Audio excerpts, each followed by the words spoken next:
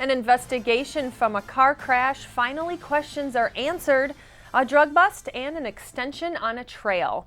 Those top stories and much more, but first, Macomb County Sheriff's Office held a press conference about the Stony Creek crash that involved 5 young men.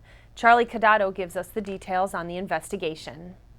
This has been a long investigation, a trying investigation. It's been more than 2 months since the fatal Stony Creek crash that killed 3 teens and left 2 fighting for their lives. The Macomb County Sheriff's Office says the teens were in a 2008 Jaguar headed between 72 and 82 miles per hour when they struck a guardrail and landed in the Stony Creek River. But there were many unanswered questions following the crash, and as time went on, rumors began stockpiling. And as Macomb County Sheriff Anthony Wickersham says, his investigators had a hard time piecing together the evidence. To this date, we have no independent witness that saw the vehicle leave the roadway, strike a guardrail, and flip over 5 times. But they do have 2 survivors and some friends who hung out with the 5 boys prior to the crash. Problem is, not all would talk. We're going out in the community seeking information, seeking answers, and we're getting doors shut in our face. Very frustrating. That's why Wickersham says the investigation took so long. So here's what we know. On May 8th, Greg Bobchek, Jonathan Manolios, and Emmanuel Malaj head to a Shelby party store and buy a 12-pack of beer. They're all 17 years old, so Malaj uses a fake Ohio ID, which police say they've now obtained. From there, Joseph Nara joins the trio, and they head to Michael Wells' home to pick him up. That's when they return to Bobchek's home, meet up with 2 girls from Eisenhower, and drive to Stony Creek. At this point, Manolios is driving. Nara is in the girl's car. He exits, joins his friends, and a short time later, the Jaguar almost strikes another car head-on. Moments later, the accident occurs, and Macomb County Sheriff deputies begin receiving numerous 911 calls. We've obtained autopsy and medical records from the hospital, which indicate that all boys in this vehicle had alcohol in their system.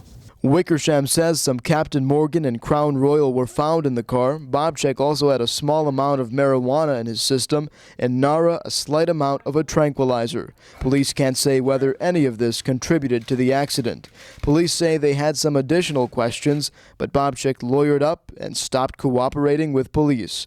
Macomb County Prosecutor Eric Smith says no charges will be filed in the crash. The Sheriff's Office will submit a request to the Washington Township Attorney to charge the 2 survivors with a minor in possession.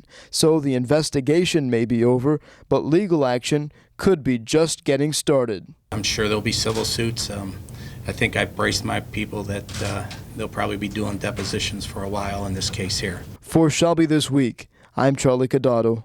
Such a sad story. That's been a drawn-out process. Some more questions answered. The Jaguar involved in the accident is owned by Bobchek's mother's cousin, but Bobchek's family makes payments on it. And Joseph Nara was cooperating with police, but has little memory of the incident. You can watch the full press conference given by the Sheriff's Office online at shelbytv.org. Police raided a business in Shelby. The sign said medical store, but it was really marijuana. Here's what police have been working on. Investigators showed us what was inside that business on 23 in Van Dyke that was supposed to be a medical supply store. We were suspicious from the beginning, okay? And they said they were going to be selling crutches, walkers, etc. Well, when the fire inspector went in to do an investigation or do his initial inspection, they had nothing in there whatsoever. They're just getting rolling. And they had been up for about a month at the time. What kind of business is open for a month that doesn't have anything? And they wouldn't let us in past a certain point, so we really got suspicious. Police say Advanced Medical Supply set up shop back in February. Inside was an assortment of pot products, cookies, wax, an illegal dispensary. When undercover officers visited, they found more than they bargained for, making all this available to anyone who wanted to pay. This stuff is totally against the law. This has nothing to do with the Medicinal Marijuana Act. And they're selling this as a 7-Eleven or Starbucks. Along with the store, 4 homes were raided that were connected with this business, 4 cars were seized. $8,000 a day was their average sales. They thought this was for medical marijuana. They said most of the people showing up were white kids in their 20s that all had their buddies in their car. They said complete riffraff that were showing up. The one woman quoted 98% of the people that showed up in a doorway were riffraff coming here basically as a lifestyle choice to get high, not for any type of medicinal purposes. Any better use of our money to rid our community of this stuff, okay? We don't want it here. So if anyone wants to do this kind of stuff or sell this stuff or use it, go do it somewhere else, not in our township. The prosecutor's office will issue felony charges to those 4 people. Changes in a trail project were approved recently. The DeQuinder Road trail crossing between Avon and Parkdale will have some storm sewers installed. There's a safety crossing that opened up just recently, and just north of that, about 75 feet. More construction will take place to install those sewers. Other construction modifications add up to an extra $43,000 that the board approved. Grants covered most of the costs, but both Shelby and Rochester are splitting the remainder sum. Unforeseen issues caused the project to take longer and cost more. Presidential candidate Rand Paul was in our township recently. Paul, the Kentucky senator, spoke to a crowd of Republicans from the Southeast Michigan's 10th Congressional District at Palazzo Grande. Paul is one of more than a dozen GOP presidential contenders. We spoke to him about important local issues. We're here in Macomb County, home of the Reagan Democrats. How do you plan to mobilize these people? Well, Michigan's very important for us because, Michigan hasn't been won by a Republican in a long time for presidency. And what we're finding is that when you poll me against Hillary Clinton, I do better against Hillary Clinton in Michigan than any other Republican. In fact, I'm the only Republican that leads Hillary Clinton in 5 states won by President Obama. So we plan on doing it by trying to transform the vote. I've spent a lot of time coming to Detroit and saying that we want African American vote and that we're going to compete for the African American vote. It's quite a crowded primary. Do you think there's too many candidates? Yeah, I don't get to choose on that. But in some ways, for someone like me who we think we have our own niche, we have a lot of young people that are excited about our campaign, we don't have to really worry so much about a crowded field. In fact, it may be an advantage for us. I think Rand Paul should be that nominee. He's the only candidate who's talking about issues like privacy, who's talking about issues like drug war reform and things like that, while other people are campaigning as if it's still 1996. Michigan is expected to be a swing state in the 2016 presidential election, and Paul hopes to win votes in Macomb County with his message of defeating the Washington machine and ending corporate welfare. Coming up on Shelby this week, animals given a choice and a charity car show. Stay tuned.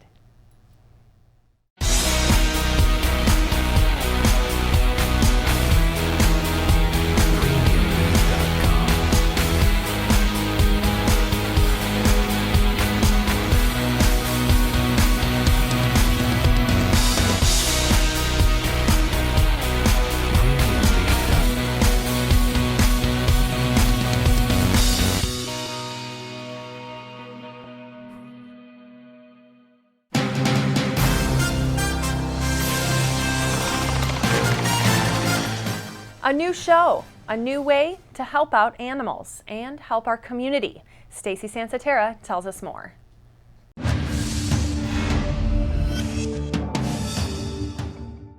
On Patrol with Macomb County Animal Control is a new program produced by Shelby TV and aired throughout Macomb County.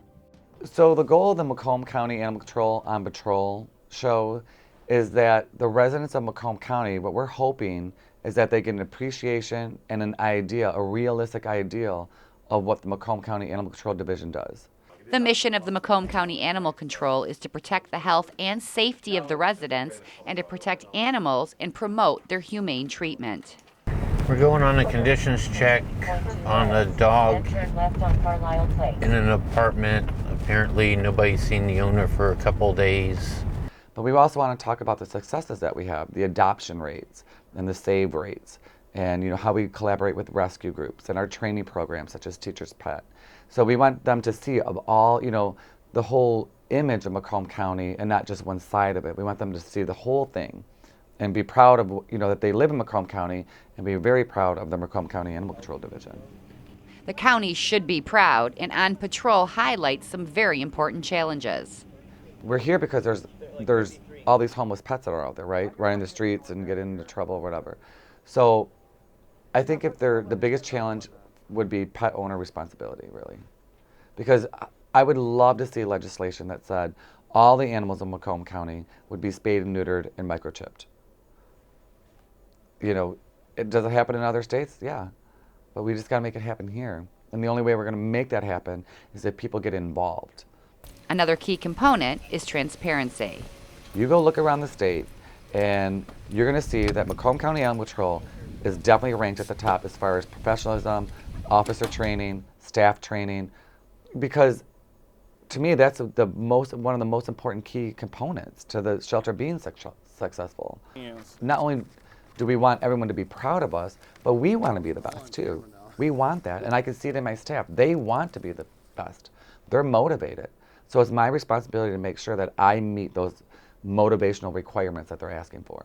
On Patrol will air on Shelby TV at various times throughout the week. You can also check it out online at shelbytv.org. For Shelby This Week, I'm Stacy Sansatera. All right, don't forget to check out that show. Get your motors running for this next story.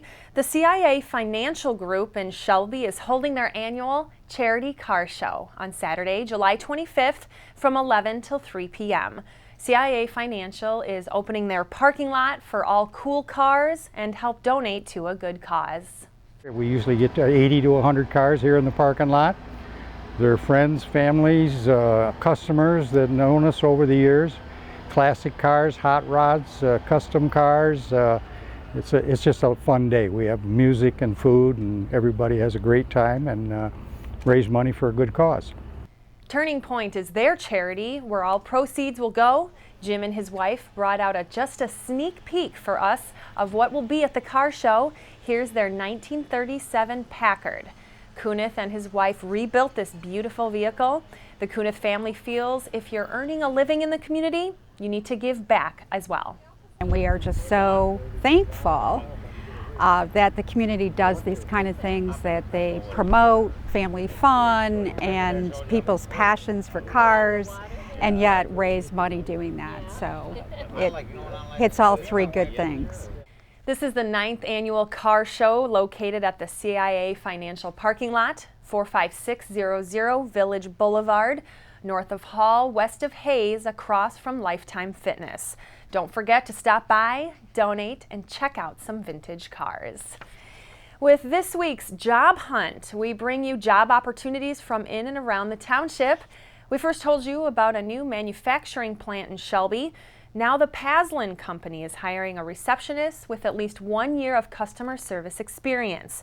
Paslin is located along Shelby Parkway, just south of 24 Mile. Henry Ford Health System is hiring a full-time phlebotomist and lab assistant. You need 2 years of phlebotomy experience. Henry Ford is hiring a full-time medical assistant at their office in Shelby. Next, La Vida Massage is hiring a licensed esthetician to join their team, full or part-time flexibility. And finally, Home Depot needs a head cashier at their 26 and Van Dyke location. They prefer at least 1 year of cashier experience. For all these jobs and more, go to shelbytv.org. And speaking of jobs in Shelby, Arthur Schink reports on a big opportunity for job seekers. There's a Michigan-based company looking to make Shelby Township the location of their newest restaurant. Aubrey's Pizzeria and Grill, which started in Ypsilanti in 1972, is expected to open their 9th location here in the state of Michigan sometime in August. And with that, Aubrey's is looking for dependable, hard-working local residents to fill the ranks of the many jobs at the restaurant. Deborah Teagle, General Manager, explains. Yep, next Tuesday and Wednesday from 9 to 6 we will be running a job fair. We will be doing on-the-spot hiring. You'll be able to go through your first, second, third interview and be hired pretty much on the spot. It's really exciting, to be able to hire 120 people, so that's what we're looking at doing. And what type of people are you looking for? What jobs need to be filled? we need hosts, servers, cooks, prep cooks, cleaners, dish people, drivers eventually, because we're going to expand out and do delivery eventually. So, anything that helps make the restaurant run. We're so excited to be here, and we can't wait to get going.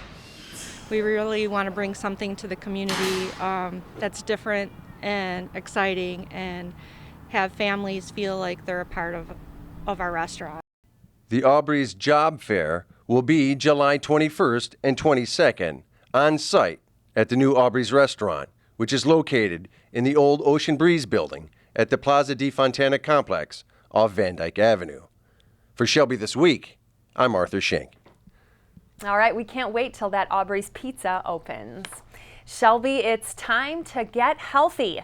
There's a brand new Planet Fitness on 23 in Van Dyke. The old Kroger's turned into a workout facility. Owners of this Planet Fitness also own the location at Hall and Shaner. They felt this would be the perfect new workout spot. This particular facility is about 26,000 square feet. We have a full complement of cardio equipment, a ton of treadmills, ellipticals, full strength equipment, upper and lower body, full locker rooms, showers, private dressing stalls. We're open 24/7, fully staffed, and we offer free fitness training. Certified fitness trainer on staff 5 days a week. So there's a ton that we offer, and we're obviously excited to get people in Shelby Township into the club. The club's been open for about a month now. Residents are lifting weights and sweating off the fat. It's fantastic. It's giant. It took the old Kroger space. So I think I want to say they have 19,000 square feet. So it's beautiful. Planet Fitness motto being a judgment-free zone. Introducing new users to a gym and to physical fitness is something they really enjoy bringing to Shelby. As we recently reported, a fire at Turning Point Shelter displaced 40 women and children. It happened back in late June in Mount Clemens. Firefighters say the blaze started in the laundry room. We spoke to the CEO of Turning Point, and she says residents just moved back in. And so we're really, really grateful to everyone who stepped up and did bus tickets, gift cards, water, meals. It really helped our residents who had to leave the shelter without anything, their clothes, their cell phones, their phones, everything. So yeah, we're really, really grateful to the community support. That Turning Point building opened back in 2013. You can go to their GoFundMe page to help out with this cause. Reach for the gold. That's what Shelby kids did at the Youth Summer Olympics. Everyone ran their hearts out for the 7 different events available at Whispering Woods Park, which included 40-yard dash and an obstacle course, which is newer to this program. This is the 20th year the Parks and Rec Department put on this fun athletic event. Kids were welcome to do any events they want. Different age groups were set up for all to enjoy. Yeah, we have 3 different age groups. We have the youngest age group is 3 to 5. That's our biggest, most popular age group. We also have the middle age group, which is 6 to 8 year olds, and then the older age group. Some of those older kids still like to do it. They've been doing it since they were 3. That's 9 to 12. So 3 different age groups. We also break it up by male and female winners too. So the boys don't compete against the girls, and so we get a little bit more prizes out to them, and they enjoy that. Sponsors for this event: Henry Ford Macomb, providing more events and obstacles for kids to do. Some kids went full court recently at the Itty Bitty basketball camp held at Eisenhower High School. Kids in grades kindergarten through 3rd can take part in this 3-day camp that focuses on the development of basketball. Here's what the kids had to say about their favorite part of Itty Bitty basketball camp. I like doing this because you get to play basketball with friends and stuff. Excellent. And why do you like to do this? Because the teachers give you harder stuff each day. This camp is taught by coaches and older players. Well, they do stations, and we kind of help them become a better basketball player with different things like speed stacks and dribbling, all that kind of stuff. Kevin Donahue explains more about the camp. We're working on motor skills and hand-eye coordination and trying to help them become the athletes they dream about being. UCS Community Education has brought Itty Bitty basketball to Eisenhower for 15 years. It's a great program. The 11th annual Go for the Gold 5K run went off with flying shoes recently. Runners, your mark.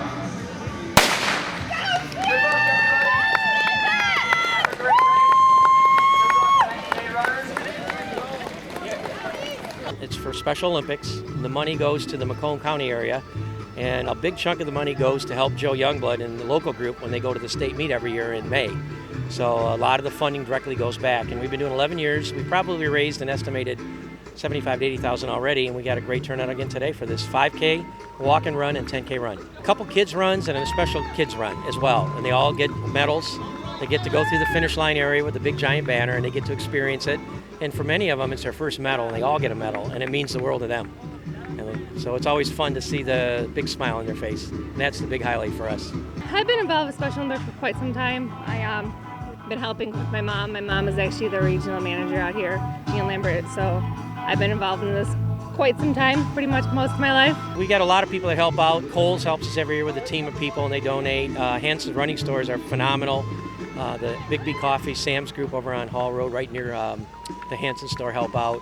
And many others that are just hard to remember them all, but those are some of the ones that I can think of offhand. It's a big, giant, fun event. We have a great time. Awards at the end for the overall winners and then age group winners and all.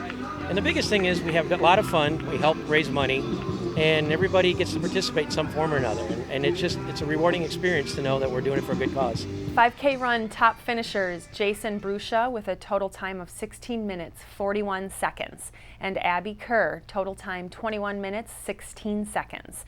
Top 10K runners John Rock with a total time of 33 minutes 52 seconds and Sharon Mulliga Cook with a time of 45 minutes 54 seconds.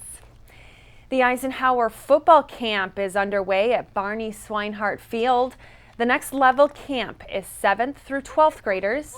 Coach Chris Smith tells us what's new this season. It's really getting them back into thinking about football because the season's coming up soon, and they get to learn a little bit about the offense, the defense, and learn some of the drills that that we do during our season. So they learn them here, and it's easier once you start the season. These kids know the drills, and you can just get going. Now, I imagine for a kid it's easy to forget about football for a while, but as a coach, I'm sure you get your free time, but you really don't let go of it through the year, do you? Right. No, the coaches work basically all year long on, on the package, the offense, defense, the things that we're going to do. We're really working all year.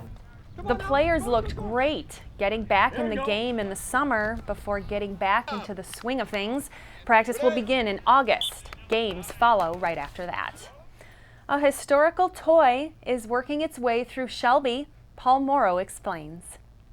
Everyone who knows me knows that I love Legos.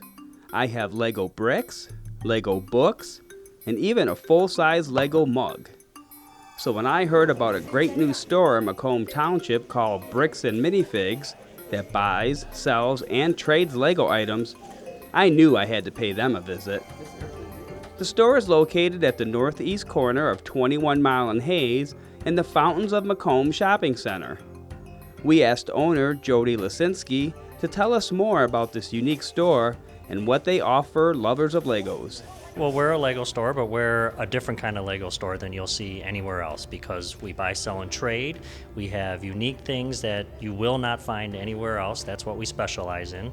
We try to have stuff that when customers come in, they're going to say, oh my gosh, look at this. Look at how cool this is, or I haven't seen this since I was a kid, or stuff like that. We specialize in that kind of stuff. We have thousands of minifigures. We have loose bricks for sale. We have sets, plus all the brand new stuff that you'll find in your typical stores, but we go that extra step above and beyond. While we were there, a Lego racing event was taking place that might look familiar to anyone involved with scouting. But this isn't the Pinewood Derby, it's the Brick Derby. Jody Lisinski explains. The Brick Derby is an event that we have once or twice a month, depending on everybody's schedule, school, and that kind of thing. But what it is, it's very similar to the Pinewood Derby that the Cub Scouts do, but instead of cardboard or wood, we use actual Lego bricks. We have the tracks made by the Brick Derby manufacturer, and we give the contestants guidelines and weights and measurements and height and width and all that stuff, so it's fair for everybody. And we give the contestants a certain amount of time to build their cars exactly how they want to do it, and then we officially weigh them in and measure them and all that stuff, and then we start having races, and we narrow it down to first, second, and third place, and the winners get a gift card. And the best part is, even if you don't finish in first, second, or third place, everybody gets a free minifigure from our Build a Minifig table, so everybody's happy at the end. There was an enthusiastic crowd in attendance, and everyone enjoyed building and racing their creations. And Jody wasn't kidding about the wide variety of Lego items available. I was most impressed with their selection of minifigs. No matter what theme or style of Lego you're into, this store has you covered. There are always fun events happening here at Bricks and Minifigs. Have a Lego birthday party with your friends. Compete in the castle building contest, or try to create the next Brick Derby champion. Legos have remained a popular toy over the years because they're creative, educational, and just plain fun. So visit Bricks and Minifigs in Macomb Township and build a bridge back to your childhood. I'm Paul Morrow reporting for Shelby This Week. All right, Paul, great report on those great Legos. Up next, Gardeners Club brings fairy tales to real life. Stay tuned.